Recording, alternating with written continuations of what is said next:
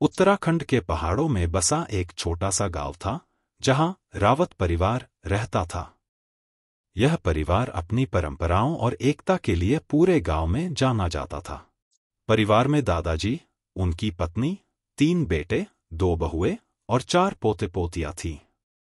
उनका पुराना घर पहाड़ों के बीच था, जो अब काफी जर्जर हो चुका था। दादाजी ने हमेशा बच्चों को सिखाया था कि परिवार की जड़ें जितनी गहरी होती हैं, शाखाएं उतनी ही फलती फूलती हैं। उनके बेटे मोहन, सुनील और करण बचपन से यह सीख सुनते आ रहे थे। मोहन, सबसे बड़ा बेटा, पढ़ाई में होशियार था और शहर जाकर एक बड़ी नौकरी करना चाहता था। सुनील खेती का शौकीन था, लेकिन उसे नए तरीकों की जानकारी चाहिए थी। करण, सबसे छोटा, तकनीक में रुचि रखता था और अपने स्टार्टअप का सपना देख रहा था। एक दिन तीनों भाइयों ने दादाजी से कहा, हमें अपने सपने पूरे करने के लिए अलग होना होगा। मोहन शहर जाएगा, सुनील अपनी जमीन पर नई खेती करेगा और करण अपने स्टार्टअप पर काम करेगा। दादाजी शांत रहे। उन्होंने सिर्फ इतना कहा, अलग होना चाहते हो तो जाओ, लेकिन एक वादा करो, हमारा बंधन कभी कमजोर नहीं होगा।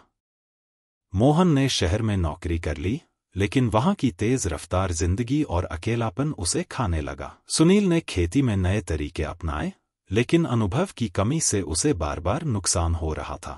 करण ने स्टार्टअप शुरू किया, लेकिन पूंजी की कमी और टीम की अस्थिरता से वह सफल नहीं हो पाया।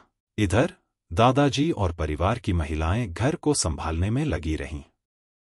हर त्योहार, हर छोटी बड़ी खुशी अधूरी लगने लगी। परिवार की एकता टूटती जा रही थी।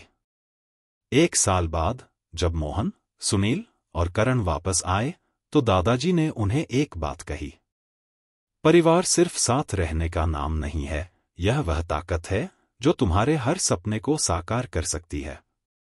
जब तुम सब अकेले हो तो कमजोर हो जाते हो, लेकिन अगर तुम सब मिलकर अपनी अपनी ताकतों को जोड़ दो तो कुछ भी असंभव नहीं है।